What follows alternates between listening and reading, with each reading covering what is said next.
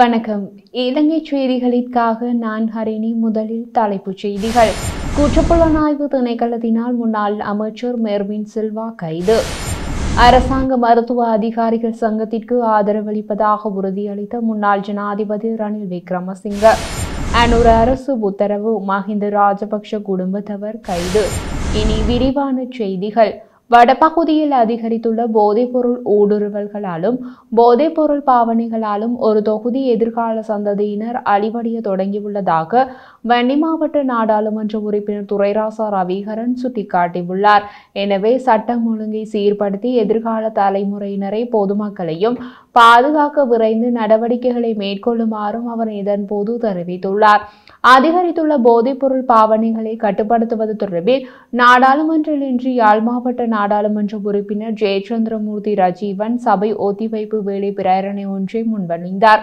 இந்த நிலையில் குறித்த சபை ஒத்திவைப்பு வேலை பிரேரணை தொடர்பான விவாதத்தில் பங்கேற்று கருத்து தெரிவிக்கும் போதே நாடாளுமன்ற உறுப்பினர் ரவிகரன் மேற்கண்டவாறு தெரிவித்துள்ளார். இது தொடர்பில் அவர் மேலும் கருத்து தெரிவிக்கையில், போதையினால் நாட்டு மட்டுமல்ல எங்களுடைய மாவட்டங்களும் தள்ளாடி கொண்டுதான் இருக்கின்றது. இது தொடர்பில் சக நாடாளுமன்ற உறுப்பினர் ரஜீவன் ஜெயச்சந்திரமூர்த்தியால் முன்மொழியப்பட்ட இந்த ஒத்திவைப்பு வேலை பிரேரணைக்கு எனது நன்றிகளை தெரிவித்துக் கொள்கின்றேன். நிச்சயமாக மிகவும் பொருத்தமான ஒத்திவைப்பு வேலை பிரேரணையாகும் என்று தெரிவித்தார். முன்னாள் அமைச்சர் மெர்வின் சில்வா கைது செய்யப்பட்டுள்ளார். அவரது வீட்டில் வைத்து குற்றப்புலனாய்வு திணைக்களத்தின் அதிகாரிகள் குழு ஒன்றால் மெர்வின் சில்வா கைது செய்யப்பட்டுள்ளதாக தெரிவிக்கப்படுகிறது. இவரே கிரிபத்கொட பகுதியில் நடந்த ஒரு சம்பவம் தொடர்பாக இந்த கைது இடம்பெற்றுள்ளதாக தெரிவிக்கப்படுகிறது. மேலதிக விசாரணைகளுக்காக அவர் தற்போது குற்றப்புலனாய்வு திணைக்களத்திற்கு அழைத்துச் செல்லப்படுகிறார். மதுபோதையில் வாகனம் செலுத்திய நபரின் வழக்கினை முடித்து தருவதாக தெரிவித்து ரூபாய் 20,000 லஞ்சம் பெற்ற காவல்துறை அதிகாரியின் மகன் தொடர்பில் காவல்துறையினர் விசாரணைகளை ஆரம்பித்துள்ளனர். யாழ்ப்பாணத்தில் மதுபோதையில் முச்சக்கர வண்டியை செலுத்திய நபர் யாழ்ப்பாண காவல்துறையினரால் கைது செய்தனர். அந்த நபரை வெளியில் விடுவதாக கூறி காவல்துறை உயர் அதிகாரியின் மகன் 20,000 ரூபாய் லஞ்சம் பெற்றுள்ளார்.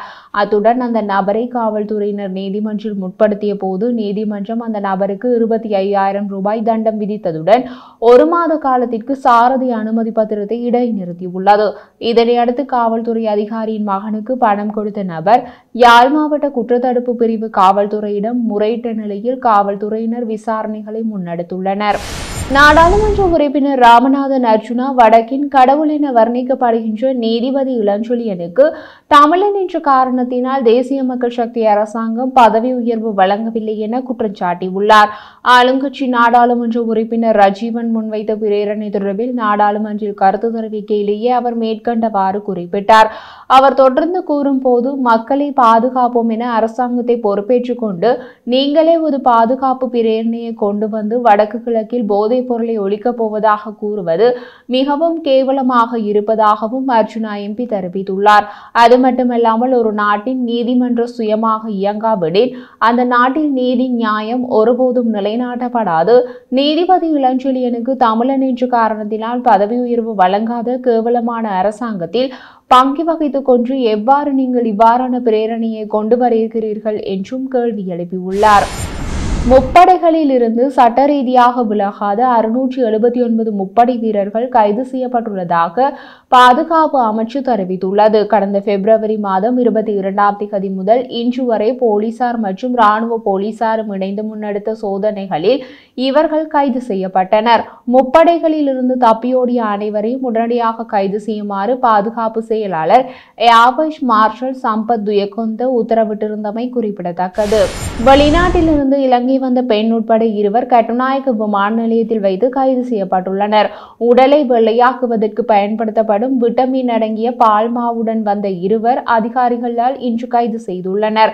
மலேசியாவின் கோலாம்பூரிலிருந்து சட்டவிரோதமான முறையில் டின்னில் அடைக்கப்பட்ட 179 பால்மா டின்கள் நாட்டிற்குள் கொண்டு வரப்பட்டுள்ளன. சம்பவம் தொடர்பான மேலதிக விசாரணைகளை சுங்க அதிகாரிகள் மேற்கொண்டு வருகின்றனர். அரசாங்க மருத்துவ அதிகாரிகள் சங்கத்தின் செயற்பாடுகளுக்கு ஆதரவளிப்பதாக முன்னாள் ஜனாதிபதி ரணில் விக்ரமசிங்க தெரிவித்துள்ளார். அரசாங்க மருத்துவ அதிகாரிகள் சங்கத்தின் பிரதிநிதிகளுடன் முன்னாள் ஜனாதிபதி ரணில் விக்ரமசிங்க கலந்துரையாடல் ஒன்றை மேற்கொண்டிருந்தனர். இதன்போது மருத்துவ அதிகாரிகள் சங்கம் எதிர்நோக்கும் பிரச்சினைகள் குறித்து முன்னாள் ஜனாதிபதி ரணில் விக்ரமசிங்கவுக்கும் விளக்கம் அளிக்கப்பட்டது. இதனை அடுத்து மருத்துவ அதிகாரிகள் சங்கத்தின் செயற்பாடுகளுக்கு பூரண ஆதரவளிப்பதாக ரணில் விக்ரமசிங்க உறுதியளித்துள்ளார். அரச பாடசாலைகள் தொடர்பான நிகழ்வுகளில் எதிர்க்கட்சி நாடாளுமன்ற உறுப்பினர்கள் கலந்து கொண்டதன் காரணமாக பாடசாலை அதிபர்களுக்கு எதிராக ஒழுக்காற்று நடவடிக்கை எடுக்கப்படுவதாக ஐக்கிய மக்கள் சக்தியின் நாடாளுமன்ற உறுப்பினர் ஜகத் விதான கவலை வெளியிட்டுள்ளார். நாடாளுமன்றத்தில் உரையாற்றிய நாடாளுமன்ற உறுப்பினர் ஜகத் விதான அண்மையில் சர்வதேச தடகள நிகழ்வில் வெற்றி பெற்ற களுத்துறை அரச பாடசாலை மாணவனை வரவேற்பதற்காக வாகன அணிவகுப்பு ஒன்றை நடத்தியதாக தெரிவித்தார். மாணவனை வரவேற்று வாகன ஊர்வலம் நடத்தினேன். அதன் பிறகு நான் பள்ளிக்கு செல்லவில்லை. ஆனால் இந்த சம்பவம் தொடர்பாக அவர் மீது ஒழுக்காற்று விசாரணைகள் நடத்தப்பட்டுள்ளதாக பள்ளி முதல்வர் என்னிடம் தெரிவித்தார். அண்மையில் மாத்தறையில் இடம்பெற்ற பாடசாலை நிகழ்வு ஒன்றில் ஆளும் கட்சியின் நாடாளுமன்ற உறுப்பினர் கமகெதர திசாநாயக்க பிரதம அதிதியாக கலந்து கொண்டமைக்கான சாட்சியங்களை முன்வைத்த நாடாளுமன்ற உறுப்பினர் ஜகத் விதான 2 வெவ்வேறு விதிகள் ஏன் அரசு அதிகாரிகள் நியாயமற்ற முறையில் தண்டிக்கப்படுகின்றனர் என கேள்வி எழுப்பினார். அண்மையில் நடந்த துப்பாக்கிச்சூட்டு சம்பவத்திற்கு பயன்படுத்தப்பட்ட துப்பாக்கி தோட்டாக்கள் போலீசுக்கு சொந்தமானது என்று தெரிய வந்துள்ளது. அண்மையில் மித்தேனியாவில் இடம்பெற்ற 3 கொலை சம்பவம் தொடர்பில் வீரகொட்டிய போலீஸ் நிலையத்தில் கடமையாற்றும் போலீஸ் கான்ஸ்டபிள் ஒருவர் கைது செய்யப்பட்டுள்ளதாக போலீசார் உறுதிப்படுத்தியுள்ளனர். இன்று மாலை அவர் மித்தேனிய போலீஸ் நிலைய அதிகாரிகளால் கைது செய்யப்பட்டுள்ளார். ஜுலாம்பெட்டிய பிரதேசத்தில் வசிக்கும் 36 வயதுடைய சந்தேக நபர் துப்பாக்கிச்சூடு நடத்தியவருக்கு T56 துப்பாக்கியால் பயன்படுத்தப்படும் 12 ரவைகளை வழங்கியுள்ளார். பிப்ரவரி 12ஆம் தேதி இடம்பெற்ற இந்த துப்பாக்கிச் சூட்டில் அருண விதானகமைகை மற்றும் அவரது 2 பிள்ளைகளும் உயிரிழந்தனர். விசாரணையில் இதுவரை 7 பேர் கைது செய்யப்பட்டுள்ளனர். கனடாவில் வெளிநாட்டு வேலைவாய்ப்பை பெற்றுத் தருவதாக உறுதியளித்து 140 மில்லியன் ரூபாவை மோசடி செய்ததாக 96 வழக்குகள் பதியப்பட்டுள்ள ஒருவரை கொழும்பு பிரதான நீதவான் தனுஜா லக்மாலி மார்ச் 19ஆம் தேதி வரை விளக்கமறியலில் வைக்க உத்தரவிட்டுள்ளார். மோசடி பணியகத்தின் கூற்றுப்படி சந்தேக நபர் வெளிநாடுகளில் தொழில் வாய்ப்புகளை பெற்றுத் தருவதாக கூறி பல நபர்களை ஏமாற்றி பணம் வசூலித்துள்ளார். முன்னதாக இந்த விசாரணையின் போது ஜாயலவை சேர்ந்த சட்டத்தரணி ஒருவரும் கைது செய்யப்பட்டிருந்தார். முந்தைய நீதிமன்ற விசாரணையில் அவருக்கு ஜாமீன் வழங்கப்பட்டது. பிரதான சந்தேக நபர் சட்டத்தரணியை தனது சட்ட பிரதிநிதியாக நியமித்து பாதிக்கப்பட்டவர்களை அவரிடம் வழிநடத்தியதாக மோசடி பணியகம் நீதிமன்றத்தில் தெரிவித்தது. சந்தேக நபரை மினுவாங்குடையைச் சேர்ந்த ஆனந்த வீரரத்ன கடந்த 8 மாதங்களாக விளக்கமறியலில் வைக்கப்பட்டிருந்த நிலையில் இன்று அவர் சார்பில் ஆஜரான சட்டத்தரணி பிணைக்கு விண்ணப்பித்தார். இருப்பினும் அவரது சொத்துக்கள் குறித்த விசாரணைகளை மேற்கோள் காட்டி விசாரணையாளர்கள் அதை எதிர்த்தனர். இருதரப்பு சமர்ப்பிப்புகளையும் பரிசீலித்த நீதிமன்றம் அவரது 4 வழக்குகளுக்கு தலா 2 மில்லியன் மதிப்பிலான 2 ஜாமீன்கள் வழங்கியது. மேலும் 4 வழக்குகளில் சந்தேக நபருக்கு பயண தடை விதிக்கப்பட்டது. இருப்பினும் மற்ற 92 வழக்குகளுக்காக அவர் மார்ச் 19ஆம் வரை காவலில் இருக்க வேண்டும் என்று தீர்ப்பு வழங்கப்பட்டுள்ளது.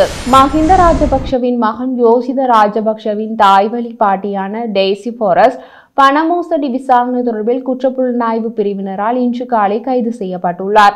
2012 மற்றும் 2015ஆம் ஆண்டுகளுக்கு இடையில் 8 மில்லியன் ரூபாவுக்கு சொத்து வாங்க பயன்படுத்திய நிதி ஆதாரத்தை வெளியிட தவறியதாக அவர் மீது குற்றம் சாட்டப்பட்டுள்ளது.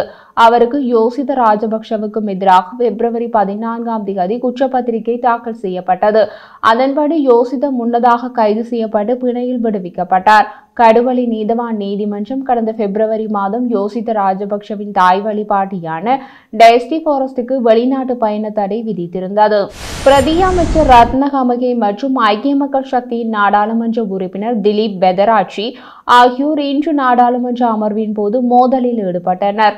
நாடாளுமன்ற உறுப்பினர் பெதராட்சி 42,000 மற்றும் 52,000 ரூபாய் பணம் மானியமாக கிடைத்ததாக பிரதியமைச்சர் தெரிவித்ததை அடுத்து கடும் வாக்குவாதம் ஏற்பட்டது. நீங்கள் உங்கள் மானியங்களை பெற்றுள்ளீர்கள், பின்னர் நாடாளுமன்றத்தில் பொய்களை பேசுகிறீர்கள், இது அசிங்கமானது என பிரதியமைச்சர் தெரிவித்துள்ளார். எங்கள் கருத்தை நிரூபிக்க எங்களிடம் அனைத்து ஆவணங்களும் உள்ளன, மேலும் நீங்கள் எங்களை எதிர்கொள்ள துணியவில்லை என்றும் அவர் மேலும் கூறினார். இதற்கு பதிலளித்த நாடாளுமன்ற உறுப்பினர் வேத ஆராய்ச்சி தமக்கு ஒரு தடவை மட்டுமே மானியம் கிடைத்துள்ளதாக தெரிவித்தார். எனக்கு ஒரு முறைதான் மானியம் வழங்கப்பட்டது. இருப்பினும் மாதந்தோறும் மானியம் பெற எனக்கு உரிமை உண்டு. இதுவே எனது கருத்து என்றார்.